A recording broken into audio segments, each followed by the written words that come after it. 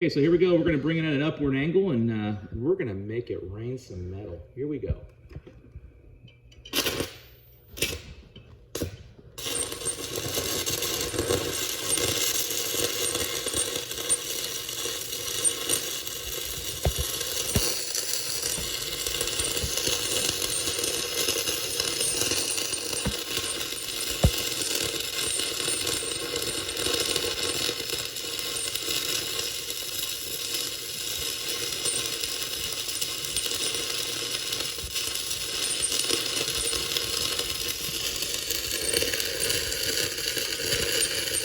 Kind of working that rod back and forth, watching it fill in the gouge. 16 to 20 degree pull.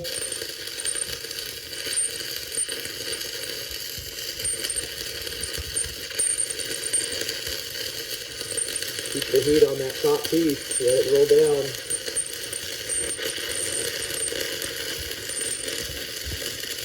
I'm going to kind of twist my wrist a little bit so I can get a good feed in on that electrode. Try to use as much of that electrode as I can.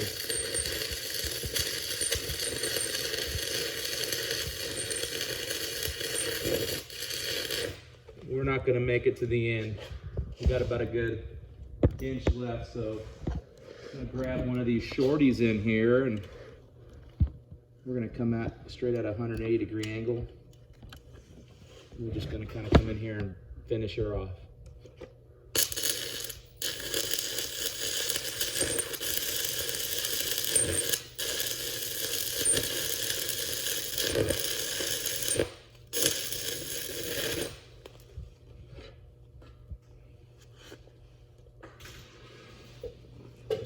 Okay, so we'll take her down, put her on the wire wheel, and take a look at her.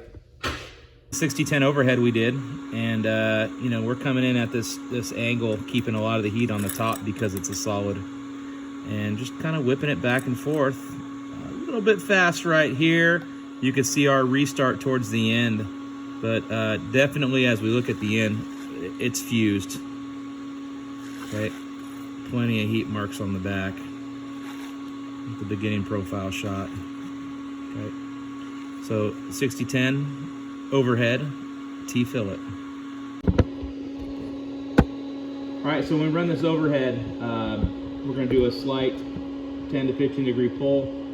The majority of the heat is going to be on the top piece. We're going to watch it kind of roll down. I'll do a slight motion just to help begin, but after that, it's just going to be a straight pull, keeping most of the heat on the top piece. Here we go.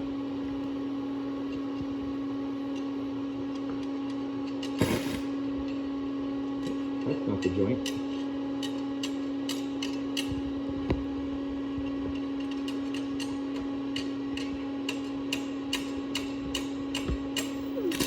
There we go.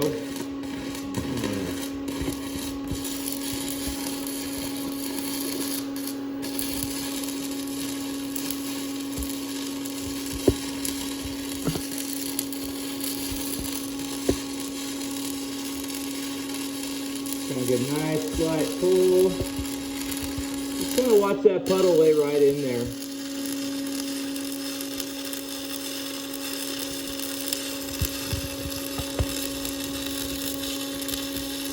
.70-18's a pretty pleasant rod to run overhead. You keep a shorter gap. Your amperage is dialed in. There's not much spatter falling down on you. Okay. Just a nice smooth arc. Just kind of watch that puddle roll down on the other piece, bottom piece. Keep it all on the top. I'm kind of missing my angle here, so I'm going to stop and do a restart with a newer rod. My angle got a little funky.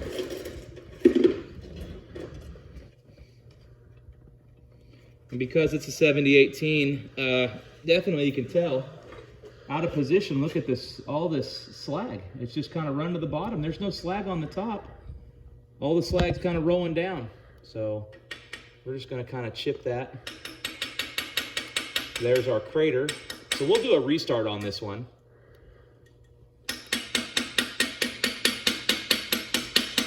Make sure you get rid of that slag so you don't get a slag inclusion. This time I'm gonna run this rod straight in there, and we'll just kind of do a straight pass. Here we go.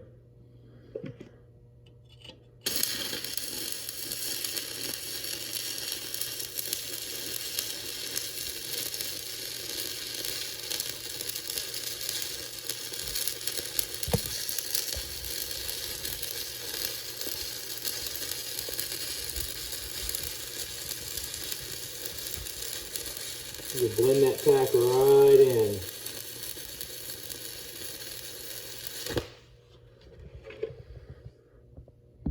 Okay, kind of let the glow go away.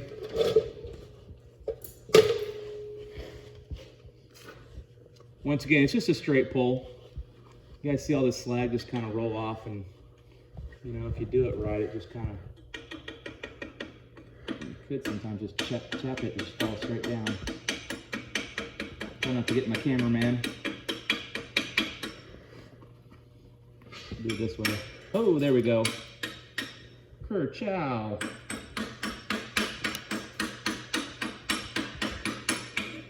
Okay, kind of just pops right off there. Disconnect our ground clamp for now.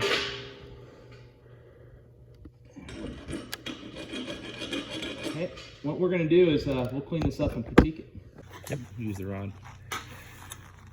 Okay, folks, so here's the first one we did, and you can tell it's the first one because we had the restart right here, but we have an issue. We've got a little slag inclusion right there, and you can see the holes in the weld. And of course, on our restart, we have a little undercut gouging here that still has the slag in it.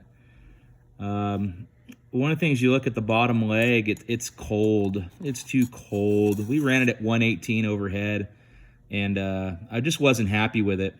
So we went back and we ran it at 124 volts, or amps, I mean, and you know, much better, much cleaner. You know, just run it, just laid right in there. So if you're not happy with the first weld, you know, learn to identify what's wrong with it, the discontinuities, and we just gave it about 6 more amps and it just laid right in like butter. This one, actually we didn't have to stop in. So plenty of heat on the back top, okay? And I guarantee there's plenty of heat on the bottom because you can see the leg of the weld on the bottom part. It just rolls right in. So that is your 7018 overhead T-fillet, and we'll do a 6010 overhead T-fillet next.